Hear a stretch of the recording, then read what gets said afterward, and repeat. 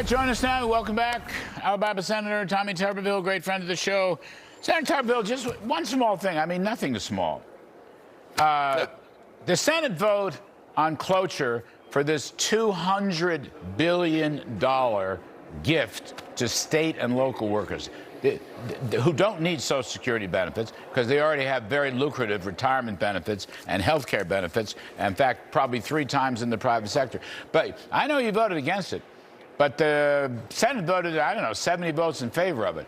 Why is it? Why do we want to spend $200 billion? These public service workers, I don't want to denigrate them. I'm just saying they're already getting 3 times what private sector workers get. Why do we want to heap more money out, particularly at a time like this? Well, most jobs are secure too, Larry. Most of them are unionized. Yeah. But they're supplementing. It's a supplement, and I don't understand it either. I don't understand. We haven't in my 4 years here even looked at Social Security to try to make it solvent more than 10 years down the road because we're running out of money fast. All this is going to do is just fast track to bankruptcy, and we're going to get closer and closer, and we better talk about saving it instead of spending more money that we don't have.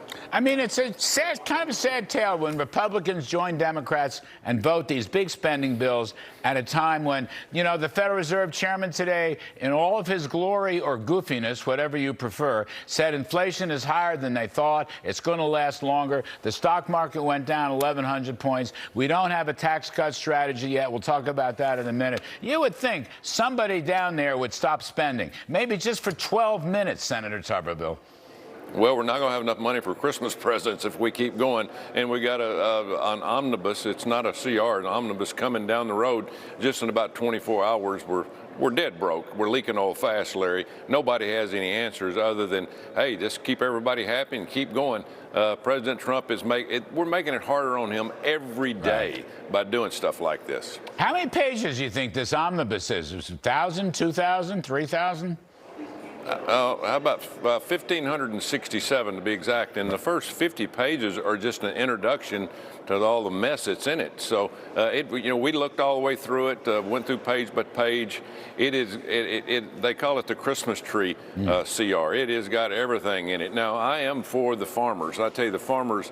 I mean, we're going to lose 100,000 farms this year, Larry. We lost 150,000 the first 3 years of President Biden. We're going to lose 100,000 this year. The input costs are sky high. I feel bad for them and the people in the hurricane stuff, but all this other trash that they put in there. The Democrats never miss a trick now.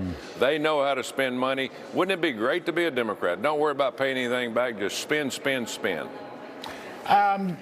What are we going to do? Now more than ever, you know, stock market's down 10 straight days, the worst performance since 1974. I don't think it's 1974, but it's the worst performance since 1974.